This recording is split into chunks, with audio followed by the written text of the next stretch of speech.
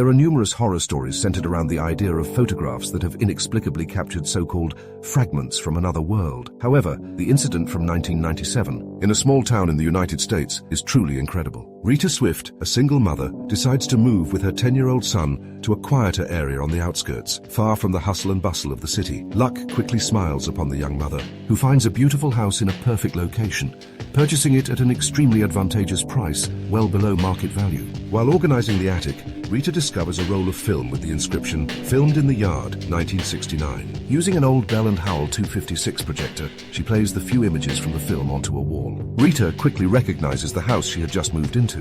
However, the first frames prove to be quite ordinary, depicting a family having a meal in the backyard. In some of the frames, she also noticed a minor defect, a faint, almost invisible shadow, most likely caused by a flaw in the lens. But the last 3 frames seem to belong to an entirely different film. The camera used for the initial photographs of the backyard was a Brownie Hawkeye 20, a high-performance and well-regarded model from the late 60s to early 70s. However, the last 3 photographs were different, much darker, blurry, and resembling the celluloid photographs typical of the earliest camera models, likely from the late 19th century. In the first photograph, Rita noticed 3 completely naked men performing a ritualistic dance by the shore of a lake. In the background, on the right side of the image, a shadowy, solitary figure could be seen watching the dance of the 3 shamans intently. The second photograph featured a massive 4-legged creature, standing over 2 meters tall, with thick, long fur, somewhat resembling a bison. The animal was surrounded by a group of Native Americans with painted faces. Once again, Rita noticed the mysterious shadow, hidden somewhere behind the group of natives. In the third frame,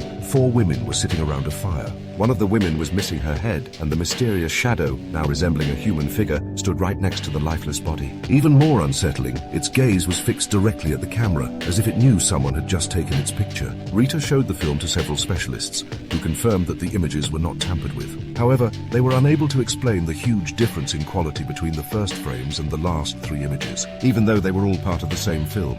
Rita's story and the 3 eerie photographs were published in the local newspaper, sparking heated debates and turning into one of the most well-known horror stories of that time. Although many theories were proposed, no one was able to identify the lake from the first photograph or determine the species of the mammal seen in the next frame. However, something curious happened.